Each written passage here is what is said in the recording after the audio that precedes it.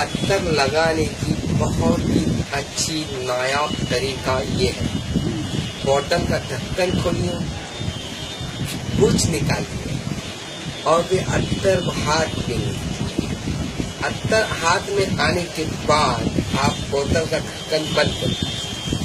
फिर बाद में कपड़े पे दाग ना लगे, आप ये ध्यान रखिएगा। और कपड़े पे अत्तर लगाने के टाइम पे कौन सा मोशन इस्तेमाल कीजिएगा ये हम आपको बताएंगे। बहुत ही आसान सा तरीका है, आप गौर से देखिएगा और आप खुद करके देखिएगा, आपको फायदा पहुंचेगा इंशाअल्लाह ताला। आपके कपड़े पे दाग नहीं पहुंचेगा। अत्तर इस तरह मलिए हाथ के अंदर और दोनों बदन के हिस्से पे ऐसा हाथ रखिए और चालू हो जाइए।